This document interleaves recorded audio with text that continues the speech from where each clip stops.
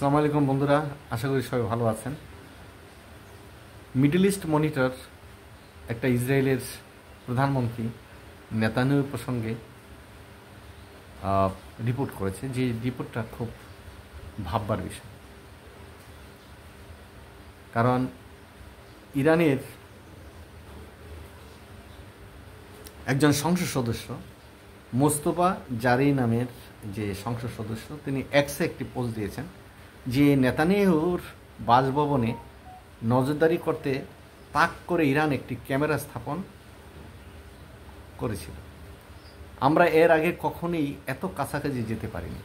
এই কথাটা কিন্তু খুব গুরুত্বপূর্ণ, যে ইরান একটি ক্যামেরা স্থাপন করেছে, মানে তাক করেছে, যে নেতানিয়াহুর বাসভবনকে নজরদারি করার জন্য, নেতানিয়াহুর চলাচল কী হচ্ছে না হচ্ছে, কোথায় থাকছে ইত্যাদি করার জন্য। এবং এটা এমন হতে পারে যে ইরান একটু বাড়িয়েও বলতে পারে, আবার বাস্তবও হতে পারে। বাড়িয়ে বলতে পারে এই কারণে একটা টেনশনে ফেলে দেওয়ায় নেতানিয়াহুকে কিংবা ইসরায়েলকে, যে ওদের প্রযুক্তি, ইরানের প্রযুক্তি এত জায়গা আছে যে আমাদের প্রতিটি ইঞ্চি জায়গা তারা দেখতে পাচ্ছে, এই ভয়টা একটা সৃষ্টি করা।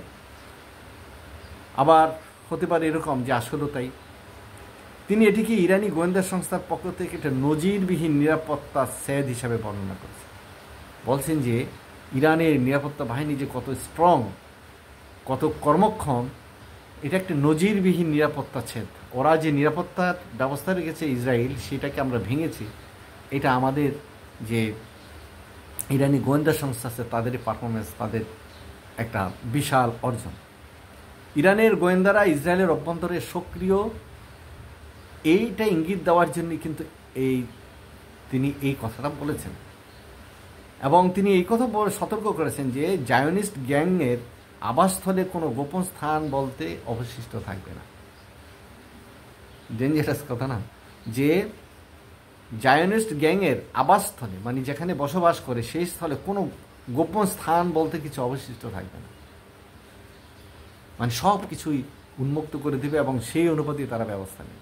তাহলে বোঝা যাচ্ছে যে ইরানের হাতে ইসরায়েলের মূল স্থাপনাগুলো কোথায় কি আছে না আছে সব কিছু আছে। এর আগেও তার দাবি করেছে যে ইসরায়েলের যাবতীয় গুরুত্বপূর্ণ স্থাপনা কোথায় কোথায় আছে সেগুলোর নকশা তাদের কাছে চলে আসছে।